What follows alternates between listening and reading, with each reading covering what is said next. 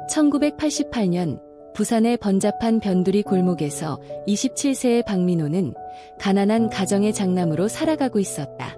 그의 어린 시절은 결코 쉽지 않았다. 아버지는 공장에서 일하다 기계 사고로 세상을 떠났고, 어머니는 작은 식당에서 하루 12시간을 일하며 민호와 두 여동생을 키웠다. 민호는 초등학교 때부터 어머니가 손님들에게 고개를 숙이며 돈이 없으면 아무것도 할 수 없어라고 한탄하는 모습을 보았다. 그 말은 그의 마음 깊숙이 새겨졌다. 가난은 저주야. 절대 이렇게 살지 않을 거야. 민호는 다짐했다. 고등학교를 졸업한 후 그는 건설 현장, 식당, 심지어 항구에서 짐꾼으로 일하며 돈을 벌었지만 월급은 항상 쥐꼬리만 했다. 친구들은 이 정도면 충분해라고 했지만 민호는 달랐다. 그는 큰 돈을 꿈꿨다. 정직한 일로는 평생 가난할 뿐이야. 그는 혼잣말을 했다. 그해 봄, 민호는 대담한 결정을 내렸다. 부산의 한 조용한 골목에 특수한 맞춤옷 가게를 열었다. 겉으로는 평범한 의류 수선점처럼 보였지만 실제로는 불법적인 서비스를 제공하는 곳이었다. 그는 이 아이디어를 주변 소문에서 얻었다. 어느 날 항구 근처 술집에서 만난 한 남자가 그런 가게는 돈이 굴러들어와라고 귀옛말을 했다. 민호는 귀가 솔깃했다. 그렇게 돈을 벌 수 있다면 그는 은행에서 대출을 받아 가게를 차렸다. 간판은 단순히 박씨 맞춤옷이라고 적었다. 하지만 안쪽에서는 전혀 다른 일이 벌어지고 있었다. 첫 직원으로 22세의 최영미를 고용했다. 영미는 시골에서 올라와 부모님과 어린 동생을 부양해야 하는 처지였다. 민호는 그녀를 설득했다. 영미씨, 여기서 일하면 다른 곳보다 2배 벌 수 있어요. 가족 도울 수 있잖아요. 영미는 망설였다. 이런 일 괜찮을까요? 그녀의 떨리는 목소리에 민호는 걱정 마, 내가 책임질게라고 말했다. 결국 영미는 고개를 끄덕였다. 민호는 그녀에게 높은 급여를 약속하며 일을 시작하게 했다. 첫 달 매출은 120만 원이었다.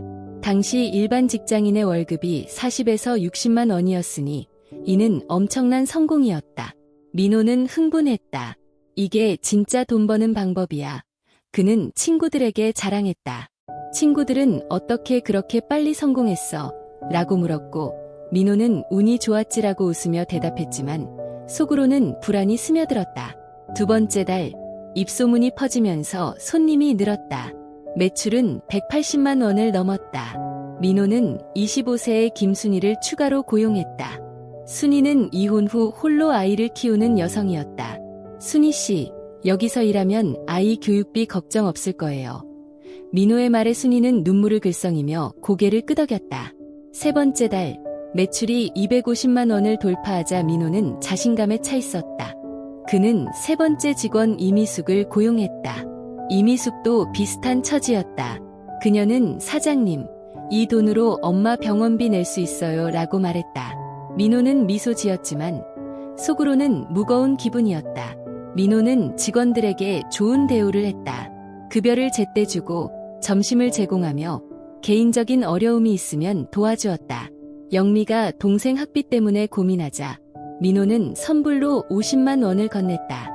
이건 내가 할 수 있는 최소한의 양심이야. 그는 생각했다. 하지만 밤에 집에 돌아와 혼자 있을 때 죄책감이 밀려왔다. 이게 정말 옳은 일인가? 이들은 누군가의 딸이고 어머니인데. 그는 술을 마시며 그런 생각을 떨쳐냈다.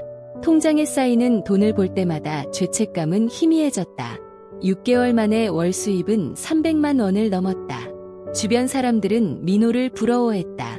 민호야, 대단하다. 하지만 그는 속으로 이건 내 선택의 결과야 라고 생각했다. 그러나 성공 뒤에는 어두운 그림자가 있었다. 어느 날 영미가 조용히 말했다. 사장님, 이 일 그만두고 싶어요. 마음이 편치 않아요. 민호는 당황했다. 영미씨, 조금만 더 버텨. 돈 모으면 나도 그만둘게. 그는 설득했다. 영미는 마지못해 남았지만 민호의 마음은 무거웠다. 그는 가게를 확장할 계획을 세웠다. 더 벌면 모든 게 해결될 거야. 그의 야망은 멈추지 않았다. 부산의 거리는 여전히 번잡했지만 민호의 마음은 점점 어두워졌다. 그는 알지 못했다. 이 길이 결국 모든 것을 잃게 할 것이라는 사실을. 가게 문을 닫고 집으로 돌아오는 길, 민호는 하늘을 보며 중얼거렸다. 이게 내가 원한 삶인가? 하지만 답은 없었다. 그의 청춘은 욕망과 죄책감 사이에서 흔들리고 있었다. 1988년 여름, 부산의 더운 공기가 도시를 뒤덮은 무렵, 민호는 우연히 이은혜를 만났다. 은혜는 근처 섬유 공장에서 일하는 24세 여성이었다. 퇴근 시간에 공장문 앞에서 그녀를 처음 보았다. 단정한 작업복과 맑은 눈빛이 민호의 시선을 사로잡았다. 저 여자는 왜 이렇게 다르게 느껴지지? 그는 며칠 동안 같은 시간에 공장 근처를 맴돌았다. 마침내 용기를 내어 말을 걸었다. 안녕하세요. 여기서 일하시죠? 저는 박민호라고 해요. 은혜는 살짝 놀란 표정으로 대답했다. 네, 이은혜예요. 공장에서 일해요. 그녀의 부드러운 목소리는 민호의 마음을 따뜻하게 했다. 두 사람은 근처 찻집에서 커피를 마시며 이야기를 나눴다. 은혜는 전라도에서 올라와 부모님을 돕기 위해 공장에서 일하고 있었다. 부산은 처음엔 낯설었어요. 하지만 열심히 하면 괜찮을 거예요. 그녀의 낙관적인 태도가 민호를 매료시켰다. 민호 씨는 무슨 일을 하시나요? 라는 질문에 그는 망설였다. 진실을 말할까? 하지만 그는 결국 거짓을 택했다. 맞춤옷 가게를 운영해요. 엄밀히 말하면 거짓은 아니었지만 가게의 진짜 모습은 숨겼다. 와, 기술자시네요. 멋져요. 은혜의 칭찬에 민호는 미소 지었지만 속으로는 불안이 스며들었다. 그 후 두 사람은 자주 만났다. 부산 해변을 산책하거나 작은 식당에서 밥을 먹었다. 은혜는 작은 것에도 감사할 줄 아는 사람이었다. 어느 날 민호가 피곤한 얼굴로 나타나자 은혜는 손수 만든 김밥을 건넸다. 민호 씨, 힘들 텐데 이거 먹어요. 민호는 감동했다. 은혜 씨 같은 사람이 왜 나 같은 놈을. 그는 속으로 중얼거렸다. 사랑은 점점 깊어졌다. 민호는 은혜에게 작은 선물을 주었다. 은색 목걸이, 시장에서 산 꽃다발. 은혜는 민호 씨, 이렇게까지 안 해도 되는데 라며 웃었다. 하지만 민호가 가게에서 돌아올 때마다 죄책감이 밀려왔다. 은혜가 내 일을 알면 날 떠날 거야. 어느 주말, 두 사람은 부산 해운대 해변으로 나들이를 갔다. 파도 소리를 들으며 은혜가 말했다. 민호 씨를 만나서 정말 행복해요. 부산에 와서 외로웠는데 이제는 아니에요. 민호는 그녀의 손을 잡으며 나도 그래. 당신이 내 인생의 비디야 라고 대답했다. 하지만 그 순간에도 불안이 있었다. 은혜가 가게 구경 가도 되죠? 민호 씨가 만든 옷 보고 싶어요 라고 물었을 때 그는 당황했다. 손님들이 까다로워서. 나중에 보여줄게. 은혜는 그래요. 언제든 괜찮아요 라며 웃었지만 민호는 가슴이 철렁했다. 한 번은 은혜와의 데이트 중 민호가 실수로 가게 열쇠를 떨어뜨렸다. 은혜가 주워주며 이거 가게 열쇠죠? 언제 저를 데려갈 건가요? 라고 장난스럽게 물었다. 민호는 곧 이라며 웃었지만 속으로는 땀이 났다. 그는 진실을 말하고 싶었다. 은혜야, 사실.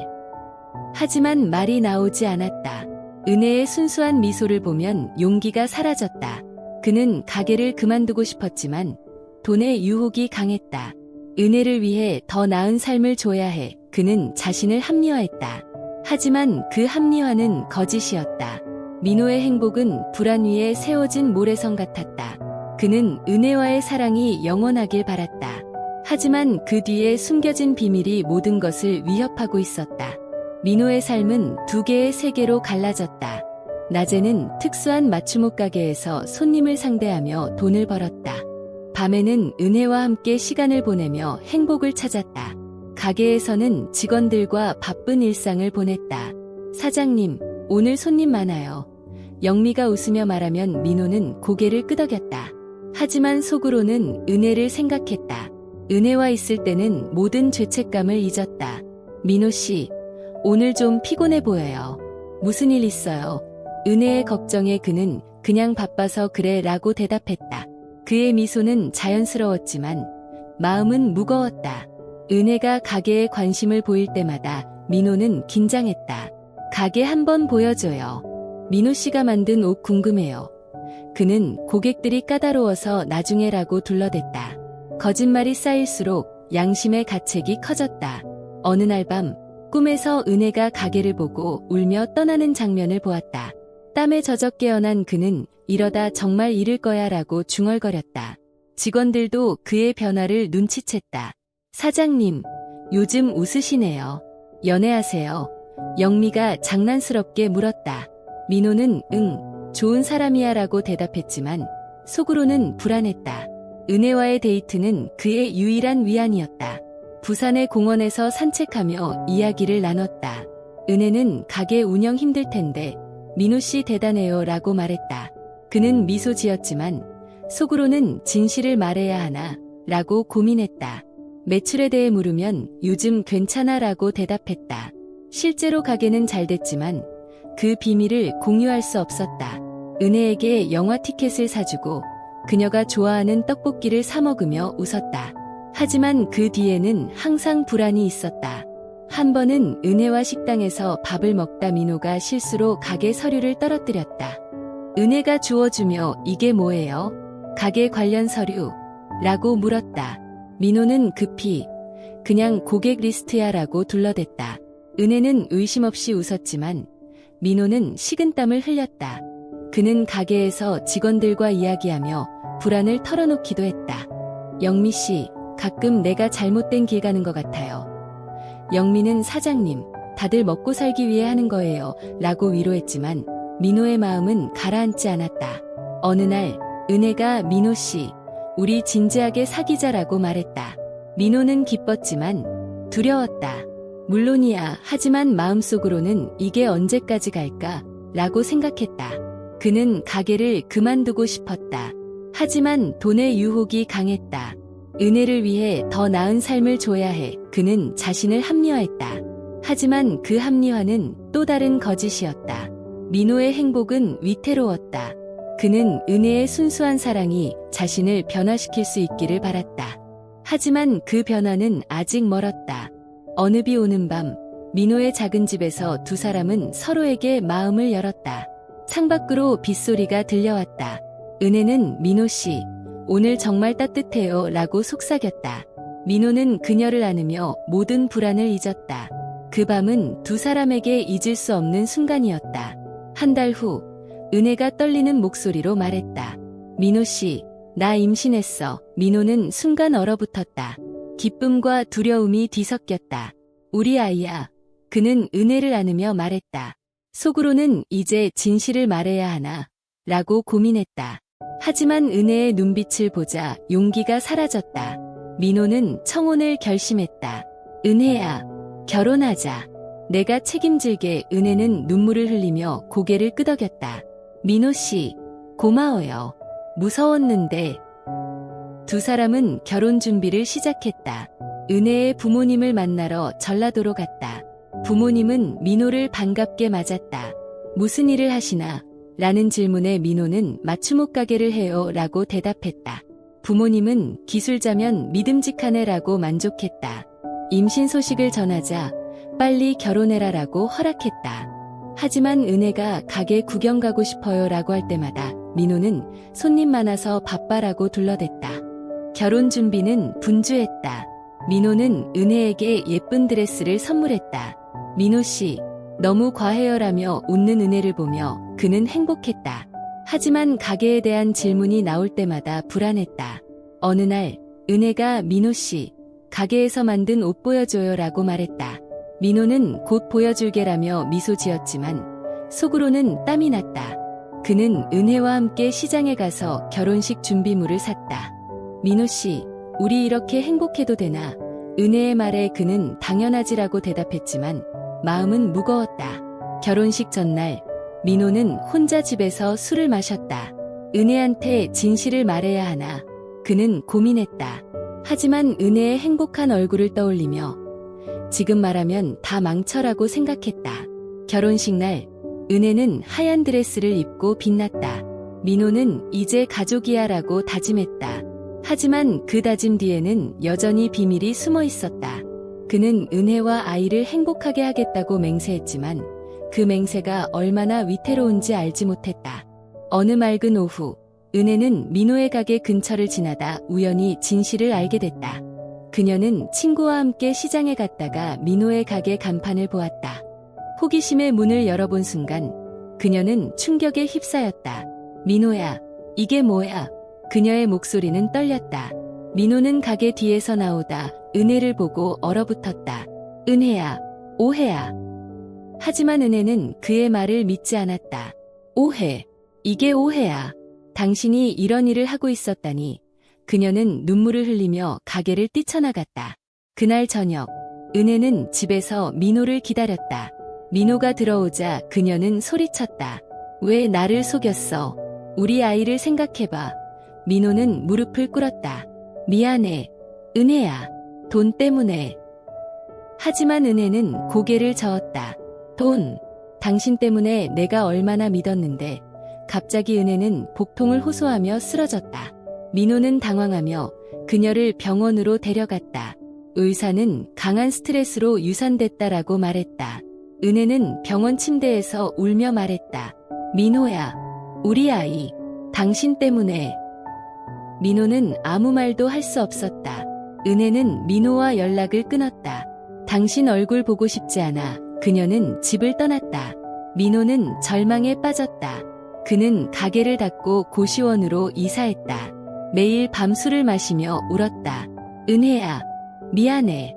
내가 다 망쳤어. 그는 거울을 보며 자신을 저주했다. 친구들은 그를 피했고 가족은 그를 외면했다. 민호의 삶은 완전히 무너졌다. 그는 매일 은혜에게 전화했지만 그녀는 받지 않았다. 내가 왜 그랬을까? 그는 후회했지만 이미 늦었다. 그의 인생은 어둠 속으로 빠져들었다. 절망 속에서 3개월을 보낸 민호는 모든 것을 내려놓았다. 그는 특수한 가게를 정리하고 평범한 맞춤옷 가게를 열었다. 작은 골목의 허름한 가게였지만 그는 이제 떳떳하게 살아야 해라고 다짐했다. 매일 밤 은혜에게 편지를 썼다. 은혜야, 내가 잘못했어. 당신과 아이를 잃은 게 내 인생의 가장 큰 실수야. 다시 시작하고 싶어. 그는 매일 한 통씩 편지를 보냈다. 답장은 없었다. 하지만 민호는 포기하지 않았다. 내가 변했다는 걸 보여줘야 해. 1년 후, 은혜는 마침내 답장을 보냈다. 민호 씨, 당신을 용서하고 싶어요. 하지만 다시는 거짓말하지 마세요.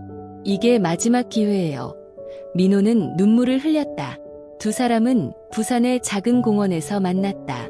은혜는 여전히 아름다웠지만 눈빛에는 상처가 남아있었다. 민호 씨, 진심으로 변했나요? 민호는 맹세해. 다시는 당신을 실망시키지 않을게라고 말했다. 은혜는 고개를 끄덕였다. 1992년 두 사람은 결혼했다.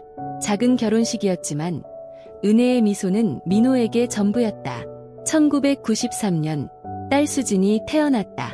수진의 작은 손을 잡으며 민호는 다짐했다. 이제는 좋은 남편이자 아빠가 될 거야. 가난했지만 그들의 가정은 행복으로 가득했다. 민호는 매일 아침 수진을 안으며 웃었다.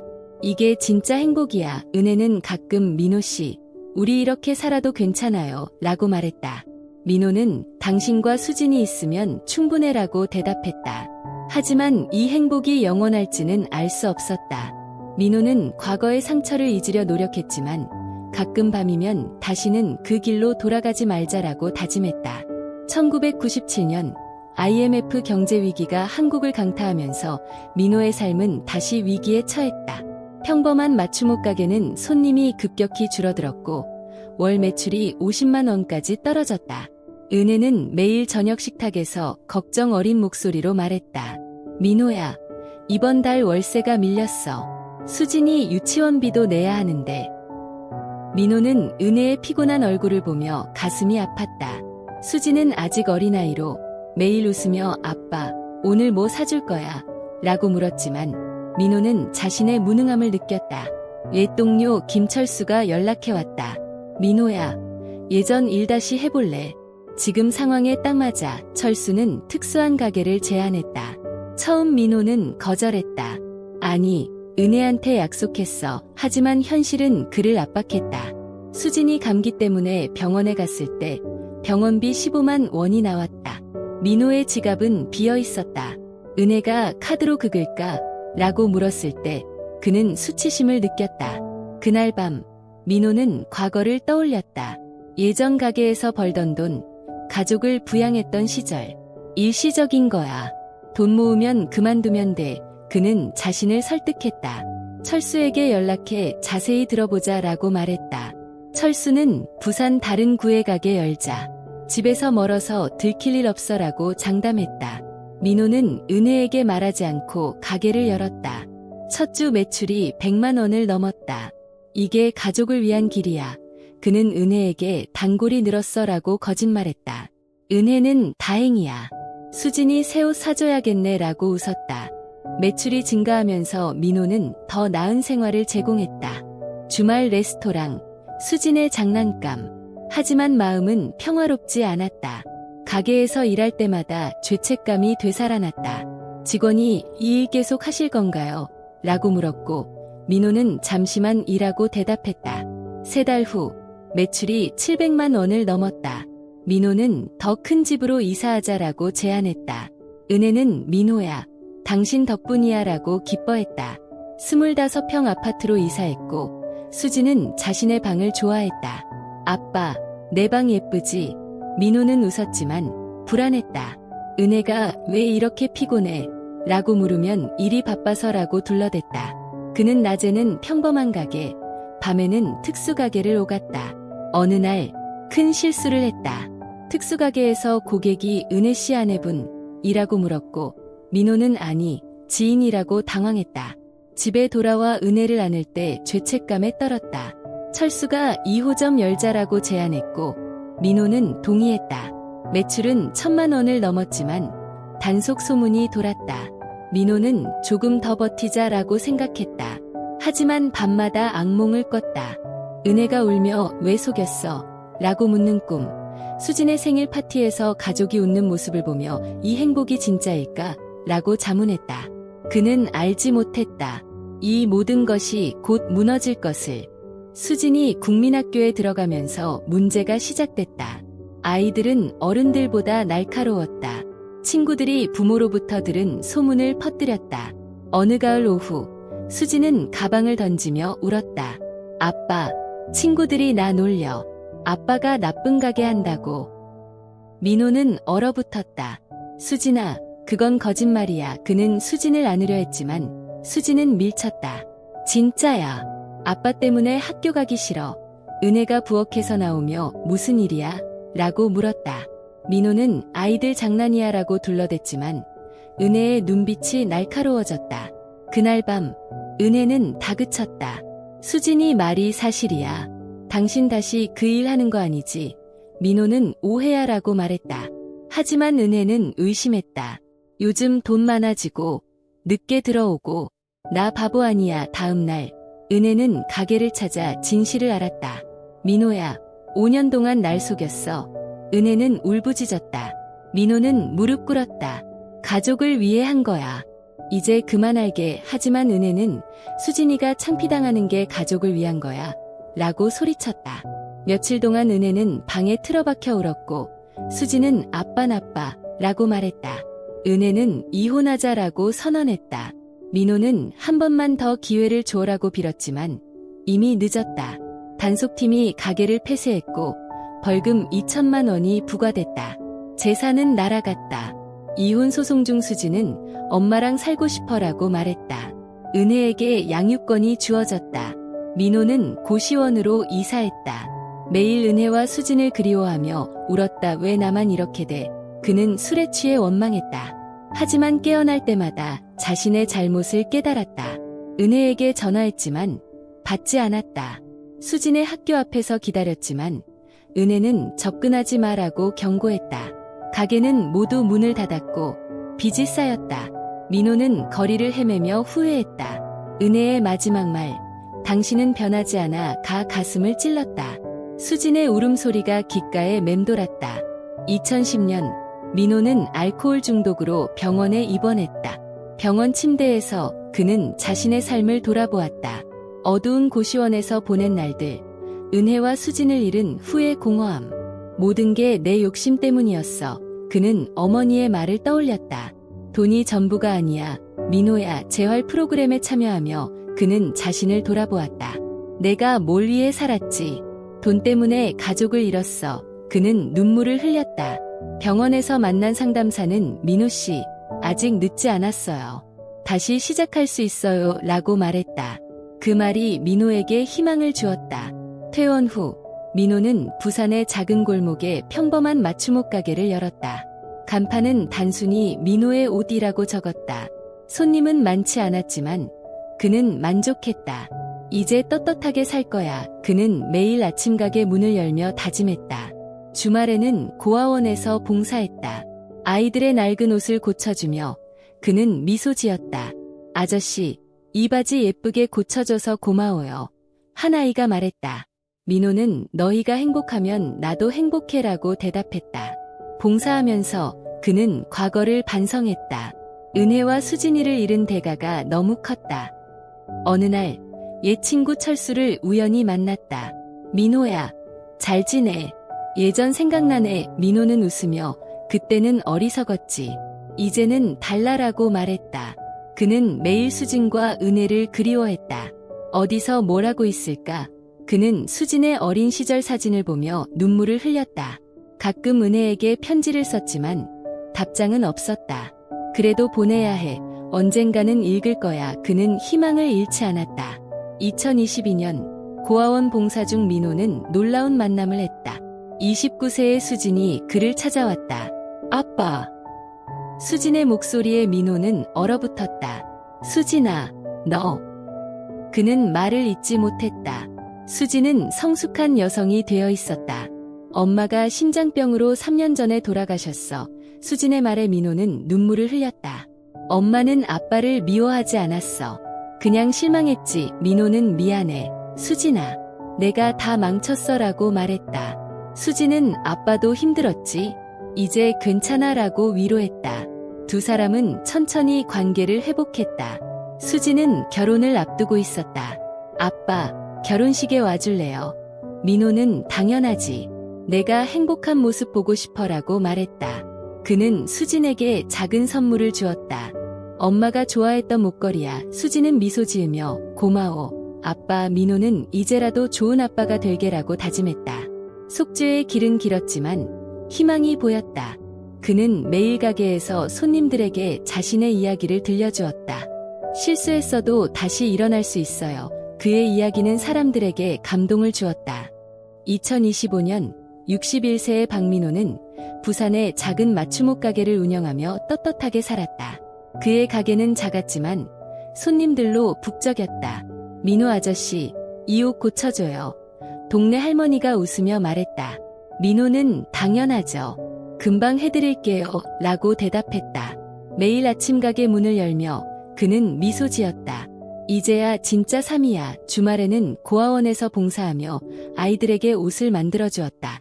아저씨, 이 재킷 멋져요. 아이들의 칭찬에 민호는 너희가 입으니 더 멋지다 라고 웃었다. 민호는 손님들과 이야기를 나누며 자신의 과거를 공유했다. 젊을 때 돈 때문에 큰 실수를 했어요. 가족을 잃었죠. 하지만 정직이 더 중요하다는 걸 배웠어요. 손님들은 그의 이야기에 귀 기울였다. 한 젊은 손님이 민호 씨, 힘들었을 텐데 어떻게 다시 일어났어요? 라고 물었다. 민호는 포기하지 않았어요. 넘어져도 일어나면 돼요. 라고 대답했다. 그의 이야기는 동네에서 입소문을 탔다. 민호 아저씨 이야기 들어봤어? 정말 감동적이야. 수진은 결혼해 아이를 임신했다. 아빠, 곧 할아버지 되실 거예요. 민호는 눈물을 글썽였다. 수진아, 아빠가 얼마나 미안한지 몰라. 수진은 괜찮아. 아빠, 이제 행복하자라고 말했다. 민호는 수진의 결혼식에서 그녀를 축복했다. 내가 행복하면 아빠도 행복해. 그는 수진에게 은혜가 좋아했던 목걸이를 선물했다. 엄마가 너를 보고 싶었을 거야. 수진은 미소 지으며 고마워, 아빠. 민호는 손자의 탄생을 기다리며 새로운 꿈을 꾸었다. 가족과 정직이 돈보다 중요해. 가장 어두운 밤이 지나면 새벽이 온다. 그는 이 말을 믿었다. 가게에서 손님들에게 자신의 이야기를 들려주었다. 실수했어도 괜찮아요. 다시 시작할 수 있어요. 어느 날, 한 손님이 민호 씨, 이 이야기 책으로 내도 되겠어요? 라고 말했다. 민호는 웃으며 그냥 제 삶이에요. 누군가에게 희망이 된다면 그걸로 충분해요. 라고 대답했다. 그의 삶은 증명이었다. 어두운 과거를 딛고 그는 빛을 찾았다. 별표 결론 별표. 제 이야기를 들어줘서 감사합니다. 마음에 와닿았다면 좋아요 버튼을 눌러주세요. 건강과 행복을 빌어요.